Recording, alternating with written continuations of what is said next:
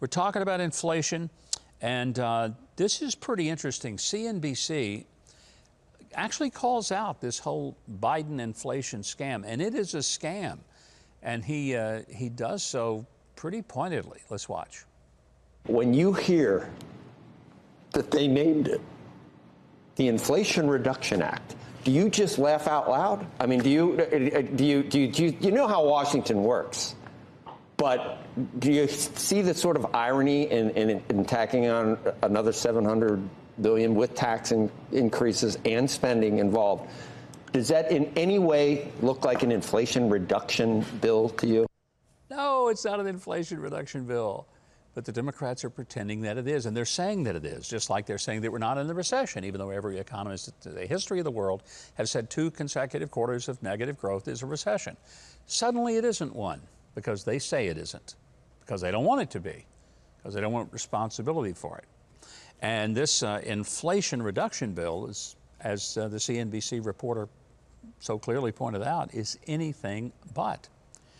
Now, a reporter asked White House press secretary to please explain how this is going to work in reducing inflation if prices go up. On the Inflation Reduction Act, so there's a corporate tax increase to a minimum of 15%. How confident is the president that the companies will not pass that cost on to people in the form of higher prices?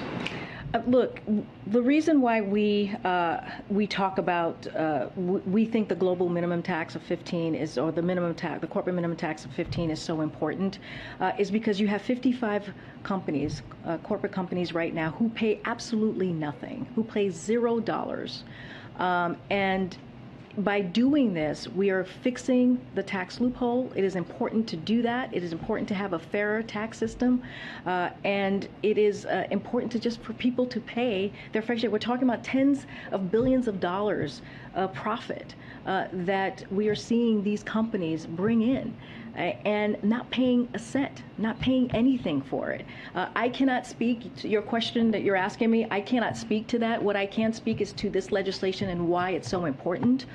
I know nothing. Nothing.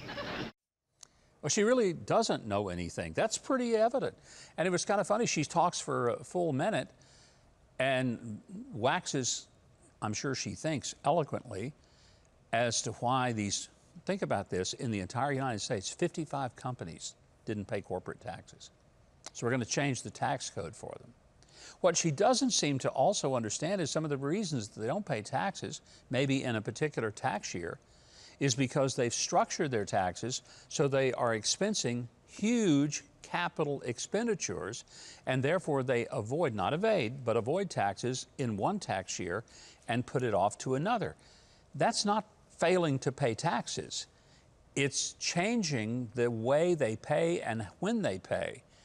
The biggest mistake that she makes, and it's not so much a mistake as it is absolute ignorance when it comes to how taxes work.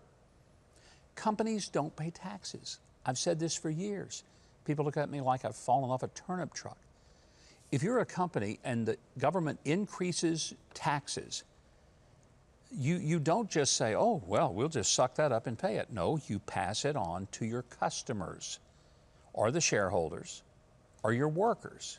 Company doesn't pay it. One of the greatest economists of all time, Milton Friedman, pointed this out in a 1978 speech, and he makes it about as clear as can be. Listen.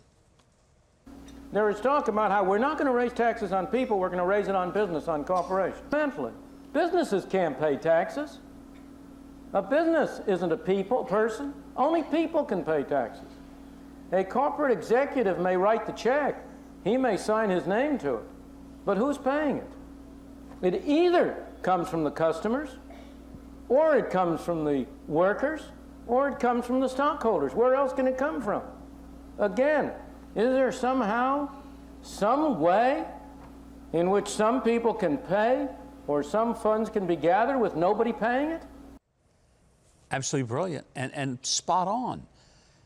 If you run a business and your cost goes up, there comes a point at which you simply pass that cost. It means that if you own a restaurant and the government says, okay, we're going to increase your taxes, Well, the hamburger that was going for $2.60 is now going to be $3.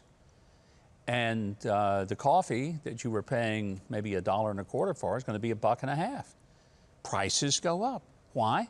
Because that's how they're paying that increased tax. So guess what? You're paying the tax that was levied on the companies and the corporations. Whether you're reaching for a roll of paper towels or whether you're buying a car, the cost built into every single thing you buy factors in what the government charged that company for taxes. So the business isn't paying taxes, it's collecting taxes out of your pocket. And that's why when these Democrats talk about, we're not raising taxes on the people, yeah, they are. They'll say, we're raising the taxes on these big corporations.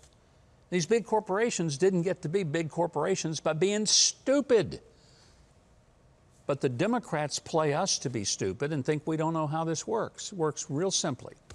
You tax the company, they add it to the cost of doing business, and you pay for it. And friend, if you don't understand that simple thing of economics, you probably ought to be voting Democrat, because you probably believe they're really out to help you. And that if you just keep voting them in, they're going to continue to do wonderful things for the economy, like double your gas prices, increase the cost of your groceries, and expect you to thank them for it. It's just that simple.